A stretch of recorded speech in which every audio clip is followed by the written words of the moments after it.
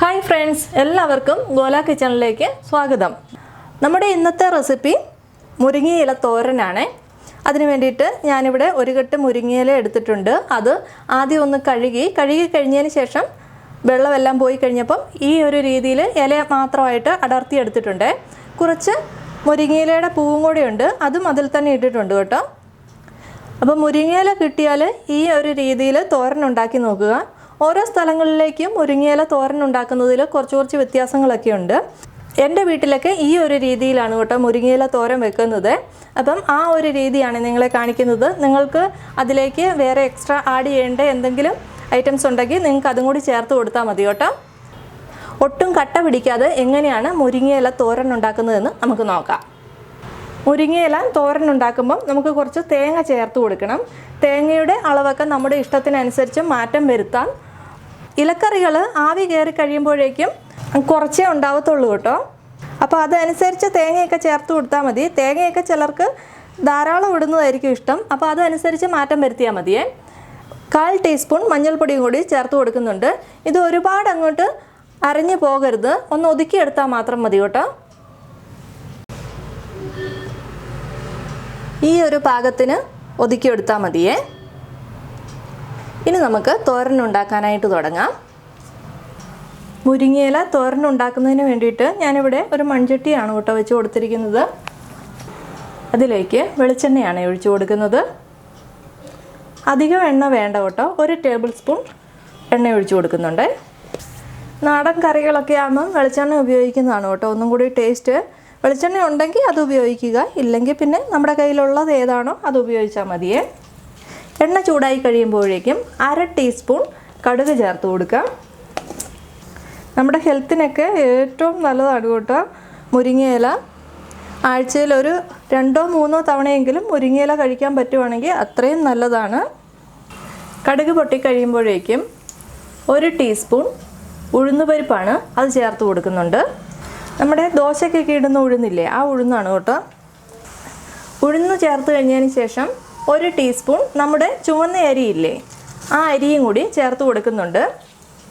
തോരനൊക്കെ കഴിക്കുന്ന സമയത്ത് ഈ ഉഴുന്ന് പരിപ്പും അരിയൊക്കെ ഒന്ന് കഴിക്കാൻ കിട്ടും, നല്ല രുചിയാണ് കേട്ടോ അങ്ങനെ ചെയ്യുവാണെങ്കിൽ.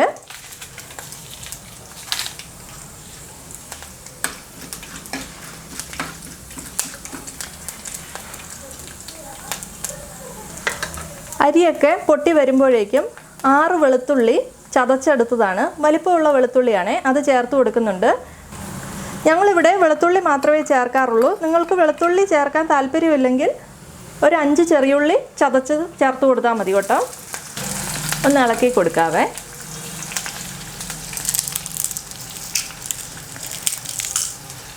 ഒരു 4 വറ്റൽമുളക് ഒന്ന് മുറിച്ചിട്ട് കൊടുക്കാം. ഞാനിവിടെ എരിവിന് വേണ്ടിയിട്ട് ഈ വറ്റൽമുളക് മാത്രമേ ചേർക്കുന്നുള്ളൂ, പച്ചമുളകൊന്നും ചേർത്ത് കൊടുക്കുന്നില്ല കേട്ടോ.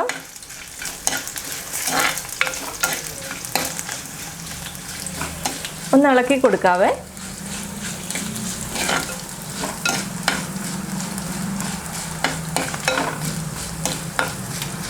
ആ വെളുത്തുള്ളിയും വറ്റൽമുളകും എല്ലാം ഒന്ന് മൂത്ത് വരുമ്പോഴേക്കും നല്ലൊരു മണം വരാൻ തുടങ്ങും. ഒരുപാട് കളറൊന്നും മാറി കരിഞ്ഞൊന്നും പോകരുത്. ഇതിലേക്ക് നമ്മൾ തേങ്ങയും മഞ്ഞൾപ്പൊടിയും കൂടി ഒതുക്കി വെച്ചില്ലേ, അത് ചേർത്ത് കൊടുക്കാം.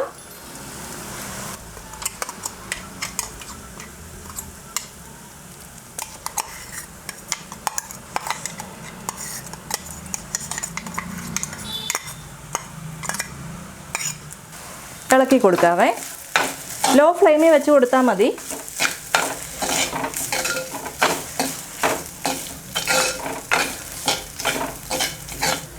ഇതിലേക്ക് ഒരു 1/4 ടീസ്പൂൺ ഉപ്പും കൂടി ചേർത്ത് കൊടുക്കുന്നുണ്ട്. ഉപ്പ് എപ്പോഴും ഇലക്കറി വെക്കുമ്പം വളരെ കുറച്ച് മാത്രമേ ചേർക്കാവുള്ളൂ, പിന്നീട് നോക്കിയതിന് ശേഷം മാത്രം ചേർത്ത് കൊടുക്കാവുള്ളൂ. കാരണം ഉപ്പ് ഇല അങ്ങോട്ട് ആവി കയറുമ്പോഴേക്കും വളരെ കുറച്ച് മാത്രമേ ഉണ്ടാകത്തുള്ളൂ.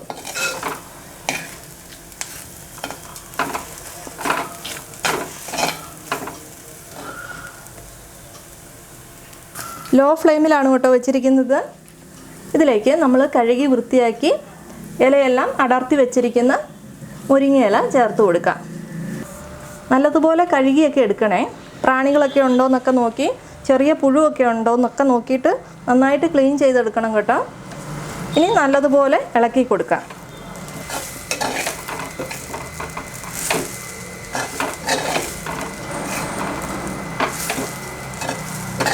നല്ലതുപോലെ ഇളക്കി കൊടുക്കണേ. ഇളക്കി കൊടുക്കാതെ ഇരിക്കരുത്. ഇളക്കി കൊടുത്താൽ മാത്രമേ നമ്മുടെ മുരിങ്ങയില കട്ട പിടിക്കാതെ ഇരിക്കത്തുള്ളൂ.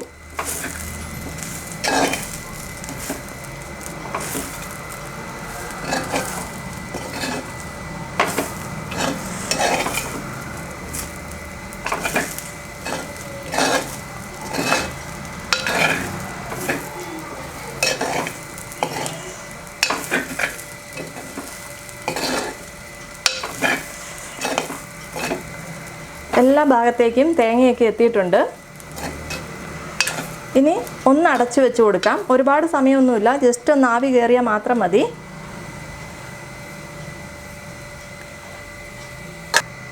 ഒന്ന് തുറന്നു നോക്കാം. അടിയിൽ പിടിക്കുന്നെന്ന് തോന്നുവാണെങ്കിൽ 1 ടേബിൾ സ്പൂൺ വെള്ളം ചേർത്ത് കൊടുത്താൽ മതി. വെള്ളം ചേർക്കേണ്ട ആവശ്യമൊന്നുമില്ല, കാരണം ഇലയിൽ തന്നെ കുറച്ചൊരു വെള്ളത്തിൻ്റെ അംശമൊക്കെ ഉണ്ടാവും.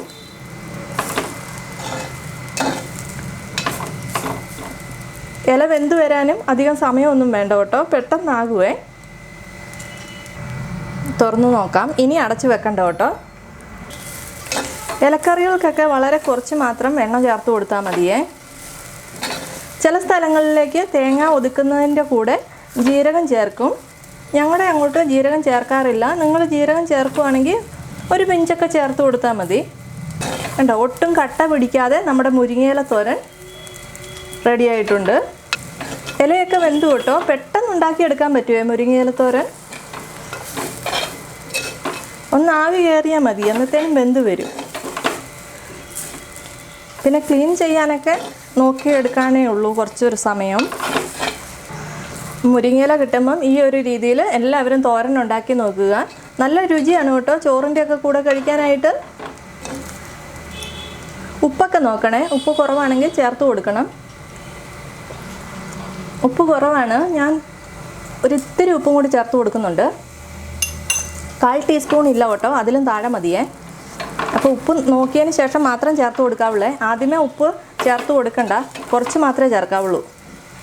ഇനി നമുക്ക് ഫ്ലെയിമൊക്കെ ഓഫ് ചെയ്ത് കൊടുക്കാം. വളരെ എളുപ്പത്തിലും വളരെ ടേസ്റ്റി ആയിട്ടും നമ്മുടെ മുരിങ്ങയില തോരൻ റെഡി ആയിട്ടുണ്ട്. അപ്പോൾ എല്ലാവരും മുരിങ്ങയില കിട്ടുമ്പോൾ ഈ ഒരു രീതിയിൽ തോരൻ ഉണ്ടാക്കി നോക്കുക കേട്ടോ. നല്ല ഹെൽത്തി ആയിട്ടുള്ള ഒരു ഇലക്കറികളിലൊന്നാണ് കേട്ടോ മുരിങ്ങയില. അപ്പോൾ എല്ലാവരും എന്താണെങ്കിലും ഉണ്ടാക്കി കഴിക്കണം. കുട്ടികളെയൊക്കെ കഴിപ്പിക്കണം. കണ്ണിനും നമ്മുടെ മുടിക്കുമൊക്കെ നമ്മുടെ സ്കിന്നിനുമൊക്കെ അത്യാവശ്യമുള്ള വൈറ്റമിൻസ് ഒക്കെ കിട്ടാനാണ് നമ്മൾ ഇലക്കറികൾ കഴിക്കുന്നത്. അപ്പോൾ മുരിങ്ങയിലയും കുട്ടികളെയൊക്കെ നിർബന്ധിച്ച് തന്നെ കഴിപ്പിക്കുക. റെസിപ്പി ഇഷ്ടപ്പെട്ടാൽ ലൈക്ക് ചെയ്യാനും കമൻറ്റ് ചെയ്യാനും ഒന്നും മറക്കരുത്. ഇതുവരെ സബ്സ്ക്രൈബ് ചെയ്യാത്തവരുണ്ടെങ്കിൽ ഒന്ന് സബ്സ്ക്രൈബ് ചെയ്ത് സപ്പോർട്ട് കൂടി ചെയ്യണേ. അപ്പോൾ മറ്റൊരു നല്ല റെസിപ്പിയുമായിട്ട് വീണ്ടും കാണാം. താങ്ക്